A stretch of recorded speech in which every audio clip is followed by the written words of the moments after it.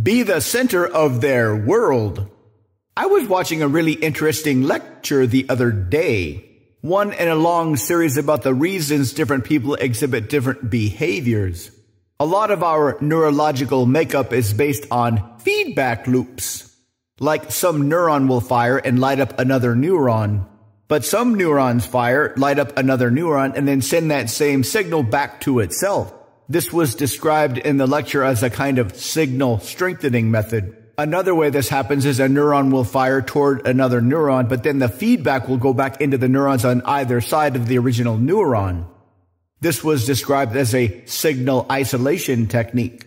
Then the guy was talking about hormones, how the brain creates hormones or signals that create hormones, but then some hormones get into the brain and alter how the brain works, which makes the brain send different hormones. One confusing idea about interpersonal social behavior is the idea of frame. You have an idea and you try to get your idea accepted. The strength of your belief in this idea is the strength of your frame. But the person you are talking to also has an idea, a belief in that idea, or a frame around that idea. If both of you have relatively equal frames, plus or minus a little bit, each of your ideas will slightly change the other ideas. This will change the frame slightly.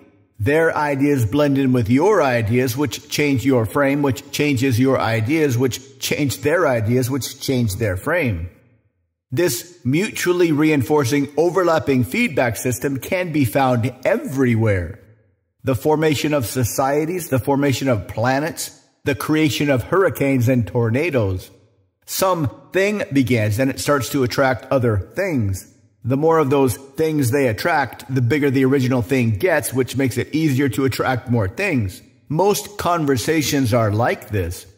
Kind of like a mini tornado of ideas swirling around and around directionless. It might be enjoyable for a little bit, but then it kind of fizzles out. This, of course, happens between inorganic entities, planets, hurricanes, tornadoes, solar systems, etc. And between people who never really think about frame or content or beliefs or strength of beliefs.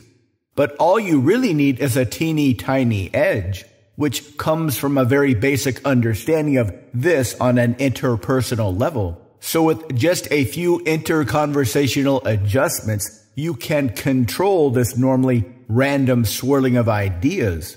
So they swirl around you. So you can become the eye of the hurricane, or the center of the solar system, or the center of the entire universe, their entire universe. To learn how, visit mindpersuasion.com/3x3.